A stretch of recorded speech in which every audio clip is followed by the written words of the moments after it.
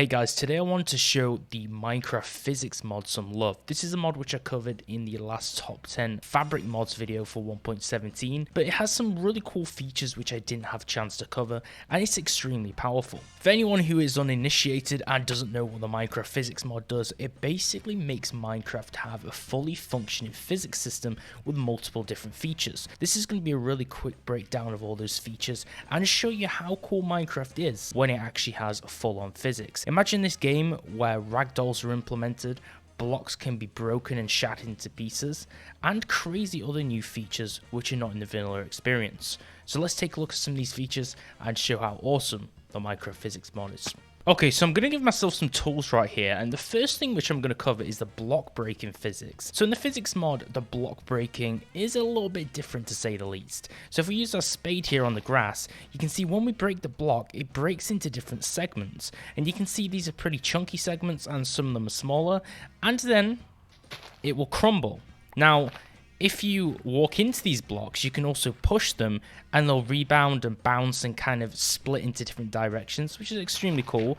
So you can mine out a whole little ditch and then push all of the debris to the corner and kind of clear that ditch. It's almost like you're digging and then you're having to manually clear all the dirt out of the way.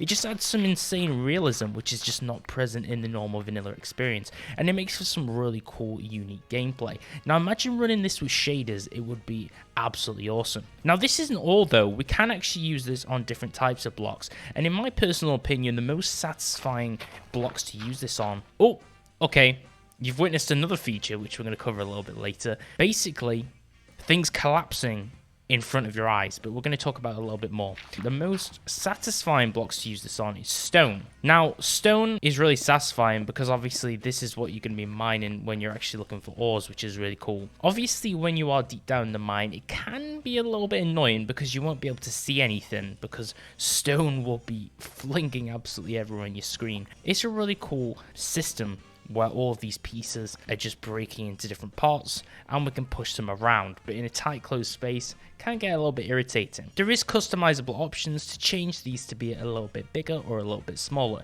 Now I'm going to cover the physics options a little bit later, but this is something you can do. So we could change the life size of the blocks for an example, or we can change the physics object scale. So if we do this, we can make all of the blocks shatter into very thin, tiny pieces that don't really obstruct the vision in game, but offers a very similar satisfying effect. It's not really the same when they're tiny, but it still adds the physics system which we all love without shrouding our ability to actually see things, and also it has less of an impact on the performance. I really do like the fact that you can actually push all of these particles on the ground. Now obviously when you push the particles it's not the same as when they're absolutely massive, but it's really cool that you can physically clear out areas of debris and mess. Whereas if you just break a block in game, you break it and then pick up the item and it's not really the same. Now one thing which you probably noticed a little bit earlier, which I hadn't actually expected to happen, was if we destroy the bottom block or a supporting block of a certain column, a hill, or if you're inside a cave mouth and you destroy the supporting block,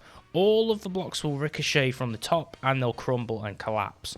Now with the small block particles, this isn't the same experience, so I am going to obviously make them a little bit bigger again because I want you to truly witness what actually happens. So if we break this, it shatters into these really satisfying crumbling stone and dirt blocks and it cascades to the ground. So you need to be really careful when you're mining in a cave because unlike the normal game where you could just mine a 1x2 tower, if you do that, it will destroy completely the whole column. So this may be a little bit detriment to the gameplay, but I would be lying if I didn't say this was extremely satisfying. But I would actually note that this could actually cause some performance hitches or FPS drops and losses if you do this in an area where there's just hundreds of blocks which come caving down. But you can see right now my machine's dealing with it pretty well without any kind of performance drops. But the more that you mine and the more particles that go on the ground and the bigger those particles are, this is going to be more likely to cause you some problems. Now, the coolest feature which I like in this mod is the physics system which is applied to the mobs. So I'm just going to give myself a sword here, a netherite sword, just so we can attack some of these mobs and test this out for ourselves. And then I'm also going to give myself a bow, and I'm going to give myself some arrows. So now the next thing would be to do is to jump into creative, and we're going to spawn a few mobs and show you just what this is about. Okay, so we're going to spawn a few mobs in here, and some of the mobs I believe perform differently. So here we have the blaze right here, and he's obviously not going to attack me because we're in creative mode. And as you can see, when we kill the blaze, he breaks into different parts. So he basically shatters, which is an extremely cool effect. And then if we spawn the skeleton, for an example. In fact, no, we'll use the gas next, actually, because that's very similar to the blaze. But we're going to actually defeat this ghast when he's in the middle of the air, because it's kind of unfair for him to be on the ground. And if you know something about ghast, it's extremely hard to hit them when they're in the sky. But the cool thing about the ghast is the ghast doesn't use the shatter animation, it uses the ragdoll animation, so it makes for some extremely satisfying sniping. So if this ghast is flying through the sky, we can just craft some really cool shots, as you can see. My aim is like an aimbot, and he literally just flails to the ground and bounces off the cliff into the ocean. It's actually extremely fun to witness. So that's the ghast, and then we have the skeleton. So I'm pretty sure the skeleton kind of just drops as well. Boom! And the skeleton just drops and floats in the river. Now, one thing that I want to mention is something that's really cool, the ragdoll system. And that's the fact that not only can you push them like you witnessed before, but they actually do have a slight effect on water. So we're going to jump into the physics options, and I'm going to change the physics lifetime for the mobs to double. In fact, that's a lot more than double. But what this does is it basically lets the ragdolls stay for longer on screen without them disappearing. So we're going to get the skeleton over here, and we're going to try our best to kind of knock him in the water again. And you can see right here, the ragdoll will completely float in the water, which is extremely cool. And then we can also push it, and we can kind of just like push him along. We can push him down in the water, but he will always go to the top of the ocean and kind of just float at the very top of it.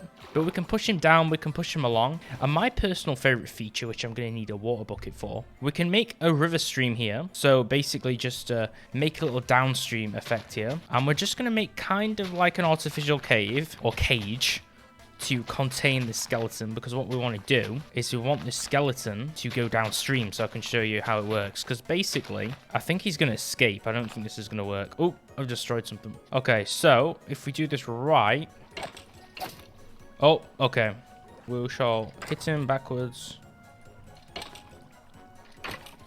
Okay, there we go. Okay, so you can see that he will float down the river. Okay, it was kind of hard to show you. I think I probably should have put some more water here. But basically, the ragdolls will float down the river.